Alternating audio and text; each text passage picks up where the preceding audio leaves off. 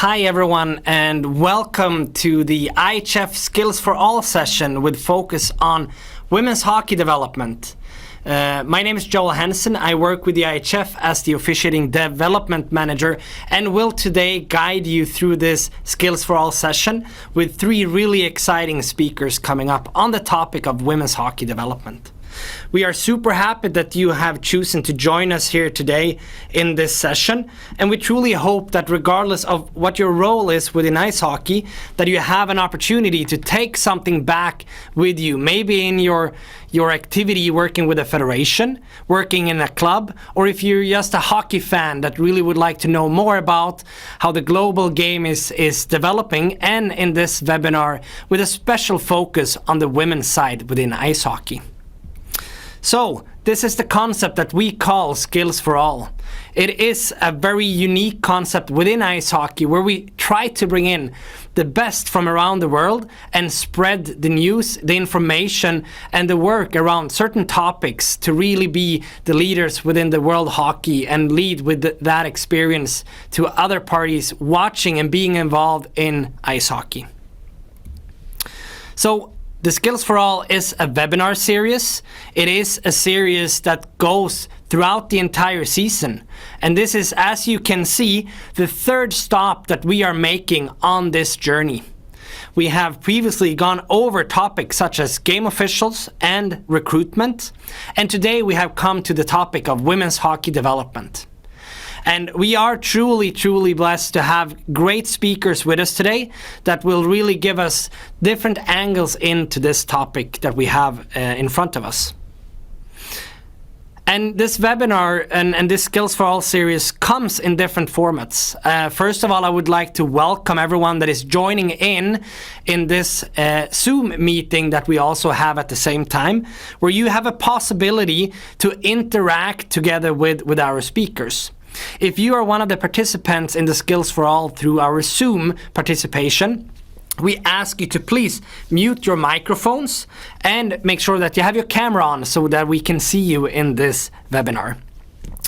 We ask you as well to update the name in the meeting. You can do that in the Zoom, and that's what you do then is we ask you to put in your federation, the name, and your title. So for example, for myself, it would be Sweden, Joel Hansen, and director or manager in some way. We also broadcast over the platform called Vimeo. If you are one of the viewers in Vimeo, we are not able to take all of your questions directly here in the meeting, but you're able to interact with us when you come into, for example, Twitter. We will watch around on Twitter and see for the hashtag Skills for All, and we will give you an opportunity to interact with our speakers through this hashtag. But you're not directly in contact. So if you watch this through Vimeo, you're more than happy to use the social media to interact with our speakers. And regardless, for everyone, this is a recorded webinar. So in the end, this webinar will be published on iihf.com, and you find this under development and our development hub, where we collect this season's Skills for All, but also the past season's recordings and meetings within this format. So this is a little bit of the practical information that we have in front of us today. Hopefully that will be all the speaking I have to do in a little while, and we will listen more to our great presenters coming up. And coming up first is our one of our speakers is the head coach of the Frölunda Hockey Club, Erika Holst from Sweden. We will have our second speaker today is Erika Lindberg, the Chief Commercial at the Swedish Women's Hockey League, the SDHL. And the last speaker for the day is Lisa Haley from the PHF. She's the Senior Vice President of Hockey Operations. Three really exciting speakers with different inputs and angles in to women's hockey development. So, let's not wait. Let's get started with our first speaker of the day. So that's why I would like to invite Erika Holst to please put on your your microphone and your camera, so you're involved in our webinar here. So Erika, thank you so much for joining in, and we're super excited to have you here all the way from Gothenburg, Sweden, together with us in the studio here in Zurich. Yeah, thank you for having me. So first of all, Erika, really excited from an IIHF perspective. We have seen you over the years, so many years playing for the women's national team, but that's not really what you're gonna be here talking about or presenting.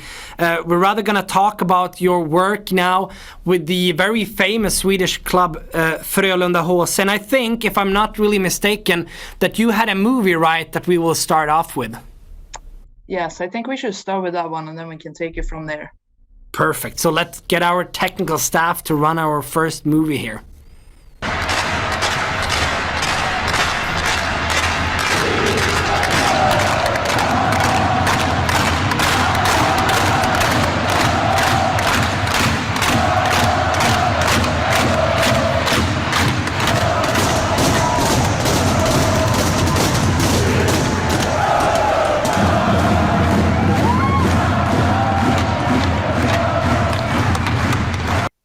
So Erika, for our audience that is maybe familiar with European hockey, the club and the name Frölunda is really connected with tradition and very successful male program in the Swedish Hockey League on the male side. But this was the women's program that we now saw. Could you tell us a little bit about the work that you're involved with around Frölunda and the journey that you are on right now with the women's program? Sure. The movie was from after our first historical home game and back in October. And as you're saying, Frölunda is a well-known club for many people on the men's side and have waited a long time, I think, to start a women's program. But I think I'm really happy the way that Frölunda has taken or approached the start of a women's program, because Frölunda wanted to start like the whole ladder for beginners, girls, and then have all the steps all the way up to a senior team. So 5-6 years ago, they started the hockey school for girls that were beginners, and then now have 3 girls teams in different ages. And then 2 years ago started the high school academy for girls as well. And a lot of people know the high school academy on the men's side has been really successful in developing players that have been good players for Frölunda, but also in the NHL. So there is a good foundation, a really good structure within the club. And then last year, they made a decision to start a women's team and started off by hiring Kim Martin Hassan as the GM for the women's program. And when I found that out, I realized that Frölunda is serious about this. And you mentioned that, Erika, for the program you just described on the male side, and to copy that in now on the women's side, was there any challenges that you saw in that startup phase, having a very successful male module, and then you're gonna incorporate pretty much a new branch within the club to establish the same structure but on the women's side?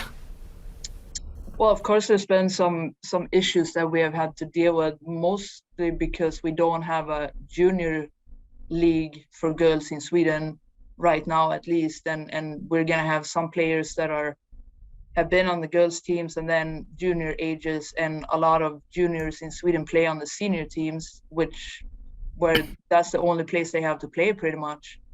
But I hope in the near future that we can have enough players to create junior leagues so the juniors can develop in their own time and not skip a lot of steps and get thrown right into a senior team where they have very established players.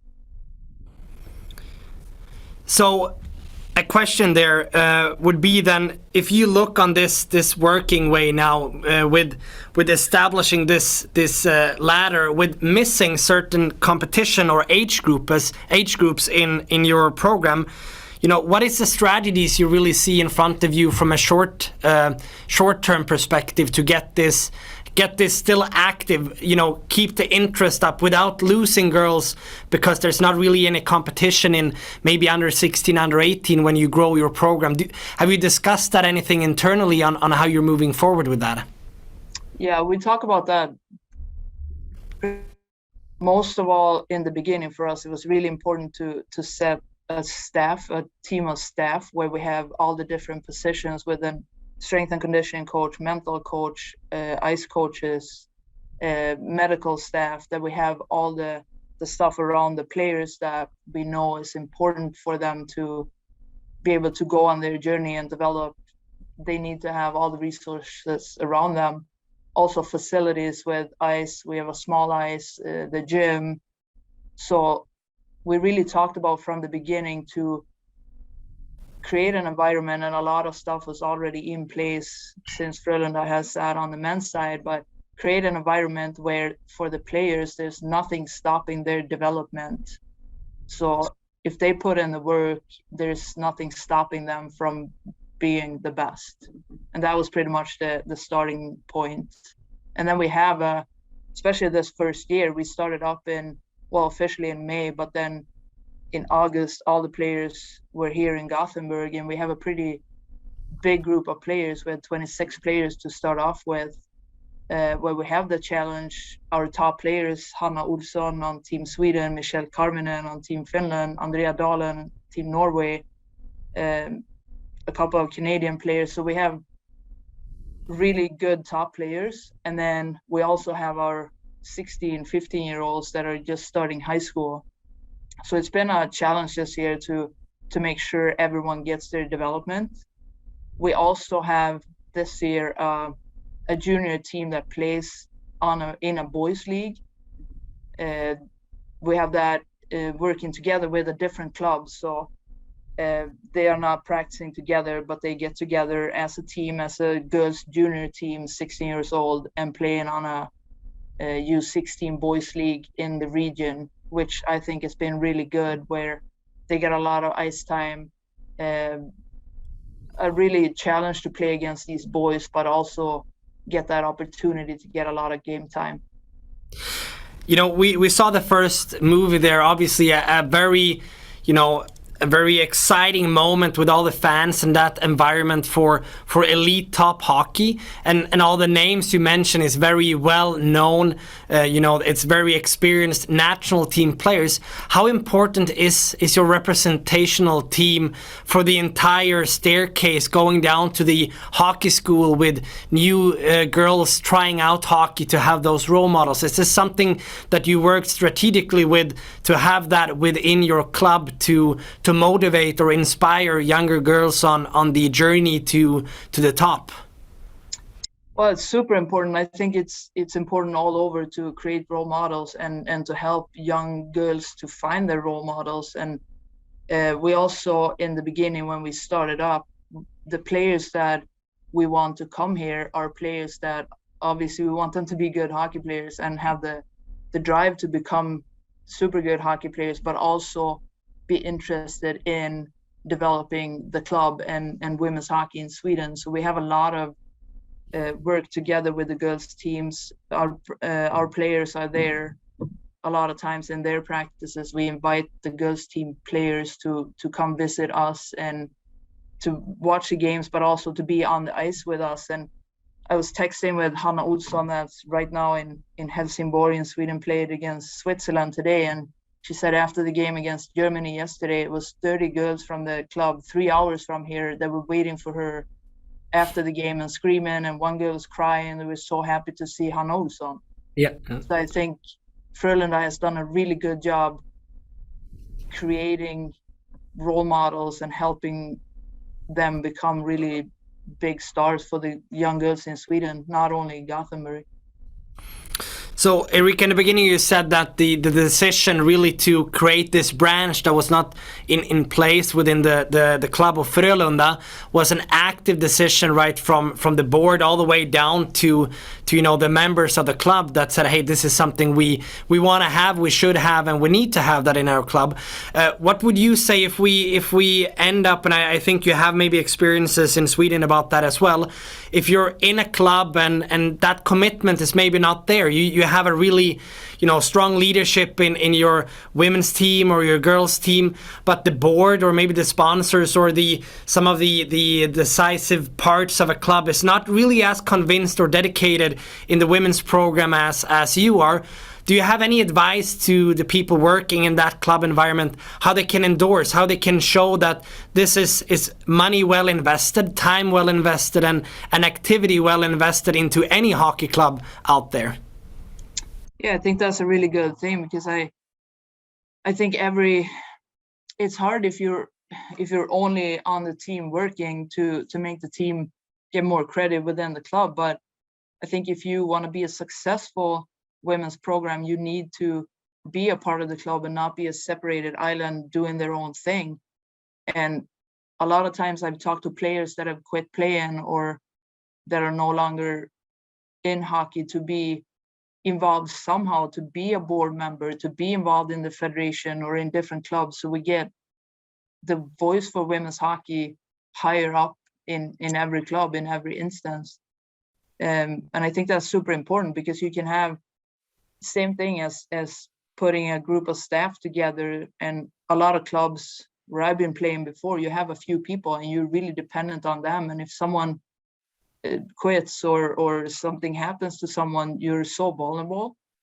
So to make sure that it's really one branch of the club where the club is really interested in, we're putting together a team staff for the men's team, for the women's team, for the junior teams, and for all the teams. And I think that's a key for women's hockey to grow and to be stronger, that you are a part of the club. And I'm really happy to see more and more clubs that are putting out stuff on social media or anywhere, and it's women and men in the pictures and the videos, and it's one club together. And I think that's one thing that's been really successful so far with Frölunda, that we're in the same facilities, working out in the same gym, in the same lunch cafeteria, like the players from the men's and women's and junior teams, they're all in the same spot.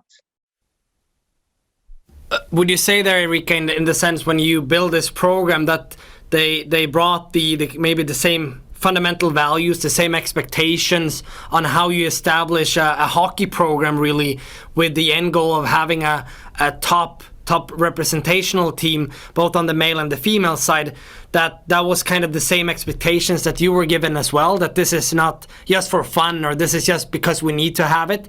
It's actually establishing the same side of a hockey program on the female side as you already had in Frölunda on the male side. Yeah, exactly like that. And we don't have the junior teams right now like we have on the men's side, but that the vision is to have that in the future. And those were many things that I wanted to make sure before I took this head coaching job, which I'm really happy I did. But those were questions: where are we going to practice? What is the locker room? Where's the gym? Like all those things, the facilities and all that stuff that I just want the players to. There's, as I started off with, there's going to be nothing stopping a player to be the best in the world if she wants to be it. It's her input that decides how good she's going to be. And Erika, a last question from my side, maybe before we open up and see if we have any questions in the room here. Is really, if you look a little bit in your crystal ball for the future, and you think about Frölunda and the work you started with right now, where do you think you see yourself in, say, 10, 15 years when you talk about and you explain about your journey? Can you see some fragments that this will be the highlights, this will be what we have contributed to the local hockey environment, but maybe also the national or global hockey environment as a club starting this program in the women's hockey? Yeah, we talk about that all the time, and from start that we want to build something with a really strong foundation. Now, it's not everyone that gets to jump into a club that have that good structure from start, but for us to come into Frölunda and then start building from scratch has been really great, because on the men's side, they talk about they want to have 50% of the players on the men's team that's been in the academy, and in some years we want to have the same on the women's side, that players from this region come into the academy and then they stay in Frölunda, and we help them become really good players. And also, so you started off with, I played a lot of years on the Swedish national team, and it kind of breaks my heart when we don't win any medals. So that's also something we talk about. We need to develop players. We need to help them. We need to help them out with to reach their goals, and maybe some of them wake some dreams up and make them realize you can become whatever you want to become. And also talk about, do you want to participate in Frölunda? Do you want to participate in the Olympics? Or do you actually want to make a difference in these different steps that you are taking? And I think that's something that we need to talk about with a lot of women hockey players, that you can go and participate somewhere, but it's way cooler to make a difference and bring home a medal, no matter if it's a Swedish championship gold medal or if it's a Olympic medal.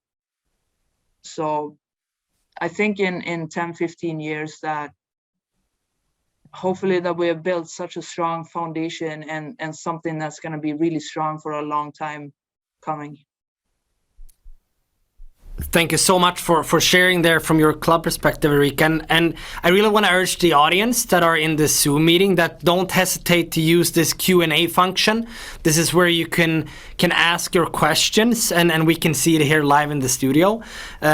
Use that now, a couple of minutes to see if you have anything you would like to ask or send along to Erika as well, and know a bit more when we have the opportunity. Erika has already received a question here, and the question is, what is important for you as a coach? Are there certain values that you want to see in the practice or in your teams, where you take that leadership and put it on, the entire work with individuals in your players group? Well, since we kind of started this branch of the women's program in a club that's already running really well, there's of course the stuff in the club that we have adapted to or brought into our team, and then also set a lot of stuff together with our players. How do we want to play, and how do we want to act, and how do we want to be teammates with each other? And I think we put it together a pretty good team this year, because our goal is to make it to the SDHL, the Women's Hockey League in Sweden. And it's been a challenge this year. We have won a lot of games, and with some big numbers at times. But to build from scratch, it's not right now about winning hockey games. It's about building the foundation with the behaviors that we want to have, to teach stuff, to see, okay, we're missing this part. A lot of players are missing this part. We need to go back to basic on this stuff. So very much developing hockey players more than focusing on results right now. And I guess for me as a head coach, it's been easy to have that focus this year when we have won most of the games with double digits. But it's also been a pretty good start to have a year with the opportunity to work on basic stuff and really build a strong foundation that we're going to need a long time forward. And a follow-up question that comes to that, Erika, is really you talked a little bit about the competitive environment there, and some of our members and people watching in this room as well maybe have very, very small women's programs. They could be maybe even 1 or 2 teams where we have smaller players group. What would you advise to those teams or those individual who works with extremely small women's program, but you still want to have that competitive environment, you want to have that development, you want to build that motivation in the player group to continue and to grow the group? Have you any experience of working in such environment?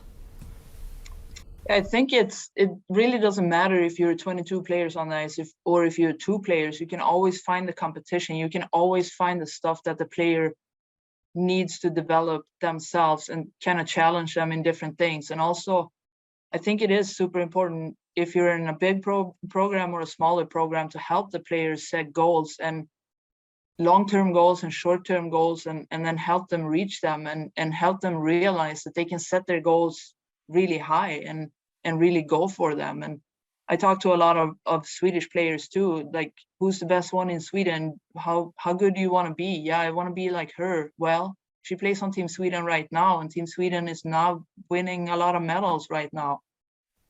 Could you say you go higher? Do you see players in different countries? Do you see other stuff that you want to reach or could reach with our help? So I think all is about to help them see something and really dare to go for it. We have a question here now from one of the audience as well. It's more on the structural side when it comes to your club. You know, you don't have to give any numbers in that sense, but if you estimate, now we talk male hockey, female hockey, do you see what is the ratio in the budget between the male team and a female team? Talk about giving opportunities and then create the platform for practices and stuff like that. But if you look on overall budgets, is there any big differences between the male team in Frölunda and the female team in Frölunda? Well, there's a giant difference, and I don't honestly have any numbers, but there's a giant difference in salaries for players, in also money in for ticket sales, and so there's a big difference. I think we're off to a good start where we have equal opportunities in the facilities and staff around, and even to value to have full-time staff is something that's not very many clubs, I think, have had, at least in the past in Sweden. So to start off and take one step at a time, I don't think there's anyone that can compare themselves with the men's team in any club right now. But I'm hoping that we are getting closer and closer, and that's something that I want to work for, that to be one of the first club where we have players that are hockey players, that we can work with them during the days and they can do something else at night, and they don't have to go to work in between practices. But we are far from that right now, but I want us to in the near future get closer.